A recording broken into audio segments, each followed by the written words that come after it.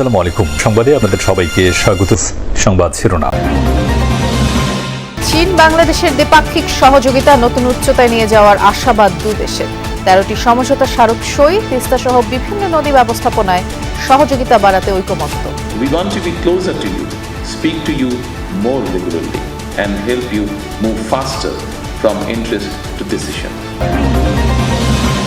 শক্তিশালী জোড়া ভূমিকম্পে লন্ডভন্ড ভেনেজুয়েলা, 150 ছাড়িয়েছে মৃতের সংখ্যা, 1 লাখ প্রাণহানির শঙ্কা মার্কিন ভূতাত্ত্বিক জরিপ সংস্থার।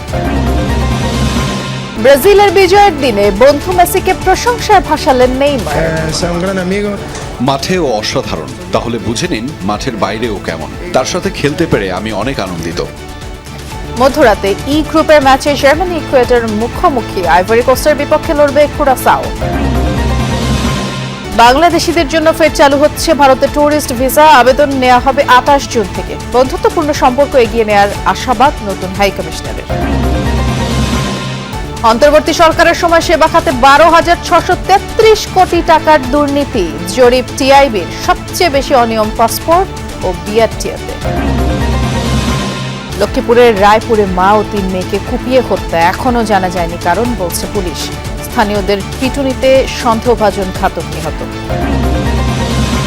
চীনের সাথে 13টি সমঝোতা স্মারক সই করল বাংলাদেশ। দেশটির প্রধানমন্ত্রী লি সিয়াং ও বাংলাদেশের প্রধানমন্ত্রী তারেক রহমানের উপস্থিতিতে এগুলো স্বাক্ষর করেন দুদেশের প্রতিনিধিরা। সমঝোতার মধ্যে রয়েছে বিনিয়োগ, কারখানা স্থাপন, কাঁচাল রপ্তানি। দুই দেশের সরকারি মিডিয়ার তথ্য আদান প্রদান অন্যতম। আর প্রধানমন্ত্রী তারেক রহমানের দুই উপদেষ্টা জানিয়েছেন, অত্যন্ত সৌহার্দ্যপূর্ণ পরিবেশে হওয়া দুই প্রধানমন্ত্রী বৈঠক ফলপ্রসূ হচ্ছে। চীন থেকে সহকর্মী আরিফিন শাকিল বিস্তারিত জানাচ্ছেন। চীনের গ্রেট হল অব দ্য পিপল ভবনে প্রধানমন্ত্রী তারেক রহমান। সাধারণত এই হলে চীনের কাছে গুরুত্বপূর্ণ বন্ধু রাষ্ট্রের প্রধানদেরই আমন্ত্রণ জানানো হয়। চীনের প্রধানমন্ত্রী লি চিয়াং এর আমন্ত্রণে মধ্যাহ্ন ভোজে অংশ নেন তারেক রহমান। এরপর বাংলাদেশ সময় দুপুর 3টায় চীনের একটি চৌকস দল গার্ড অব অনার জানিয়ে হলের অভিবাদন মঞ্চে বাংলাদেশের সরকার প্রধানকে অভ্যর্থনা জানায়। দেয়া হয় লাল গালিচা সংবর্ধনা। এরপর দুই দেশের দ্বিপাক্ষিক সহযোগিতাকে নতুন উচ্চতায় নিয়ে যেতে একে একে স্বাক্ষরিত হয় 13টি সমঝোতা স্মারক। দুই দেশের প্রধানমন্ত্রী বৈঠকের বিস্তারিত তুলে ধরেন প্রধানমন্ত্রীর দুই উপদেষ্টা হুমায়ুন কবির ও doctor Mahdi Amin. Influence, impact, goodwill has already started propelling this cooperation between the two respective leaderships of both our countries. একদিকে যেমন বাংলাদেশেও রাষ্ট্রীয়ভাবে সহযোগিতার মাধ্যমে উপকৃত হবে, একই সাথে চীনও তাদের বিনিয়োগটার মাধ্যমে তারা একদিকে যেমন প্রফিট পাবে, তাদের ডোমেস্টিক মার্কেটের জন্য বাংলাদেশ থেকে গুডস আসবে, আমরা সাপ্লাই চেইনটা কিন্তু নতুনভাবে কাজ করতে চাই। মাত্র 39 সেকেন্ডের ব্যবধানে শক্তিশালী দুটি ভূমিকম্পে কেঁপে উঠল ভেনেজুয়েলা। রিক্টার স্কেলে যাদের মাত্রা ছিল 7.2 এবং 7.5, বিশ্লেষকরা জানিয়েছেন 100 মিলিয়ন টন টিএনটি বোমার সমান শক্তি নির্গত করেছে দ্বিতীয় ভূমিকম্পটি। ধসে পড়েছে বহু ভবন স্থাপনা, ধ্বংসস্তূপের নিচে চাপা পড়েছে বিপুল সংখ্যক মানুষ। এখন পর্যন্ত 164 জনের মরদেহ উদ্ধার হয়েছে, আহত প্রায় 1000। প্রাণহানি আরও ব্যাপক বাড়তে পারে বলে শঙ্কা করা হচ্ছে এবং এখন পর্যন্ত 20টির বেশি আফটারশক অনুভূত হয়েছে। ভেনেজুয়েলার সিমন বলিভার বিমানবন্দরে আতঙ্কিত মানুষের ছোটাছুটি, হঠাৎ তীব্র কাঁপুনিতে দুলতে শুরু করেছে চারপাশ। স্থানীয় সময় মঙ্গলবার সন্ধ্যা 6:04 ভেনেজুয়েলার বিভিন্ন শহরে আঘাত হানে 100 বছরের মধ্যে সবচেয়ে শক্তিশালী ভূমিকম্প।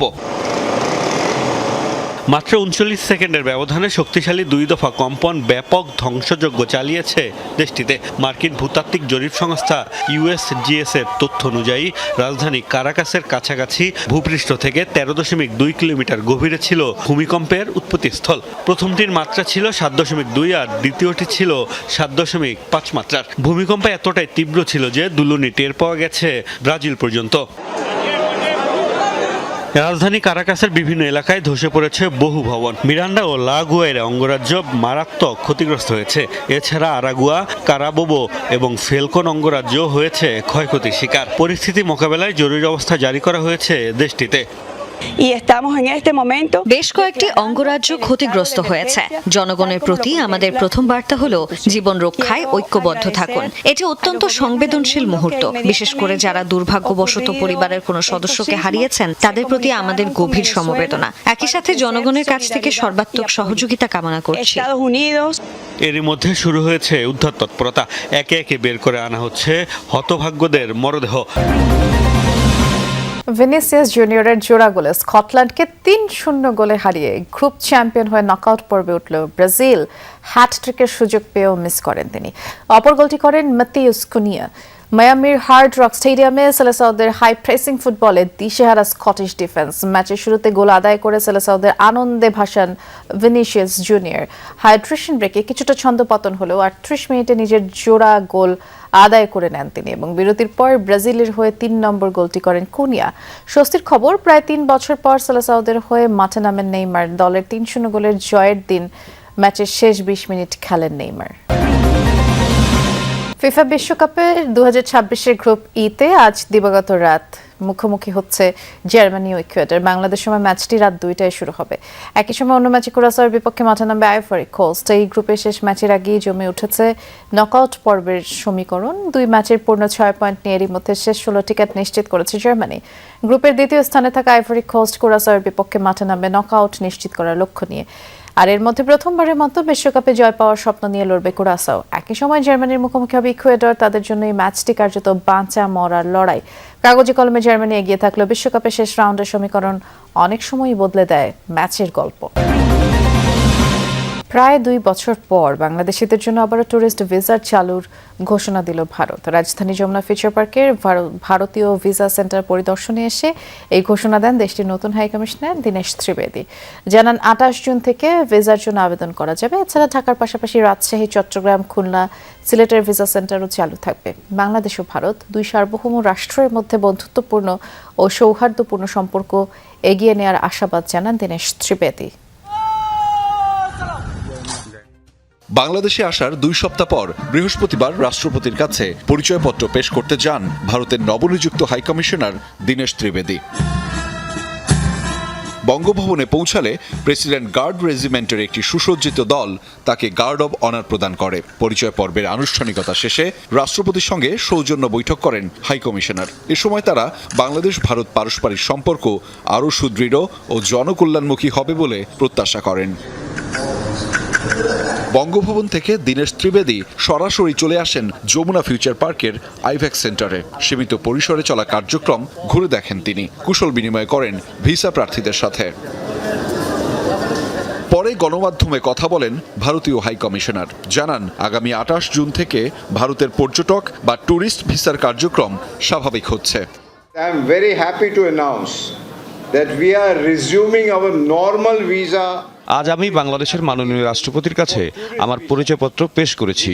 রাষ্ট্রপতি কার্যালয় থেকে সরাসরি আমি আইভেকে এসেছি এখানকার কার্যক্রম পরিদর্শনের জন্য। আইভেকে মানুষের এত বড় উপস্থিতি দেখে আমি আনন্দিত। অত্যন্ত খুশির সঙ্গে জানাচ্ছি যে আমরা আবারও পর্যটক ভিসার জন্য স্বাভাবিক আবেদন কার্যক্রম চালু করছি। আগামী ২৮ জুন ২০২৬ রোববার থেকে ট্যুরিস্ট ভিসার আবেদন জমা দেওয়া যাবে।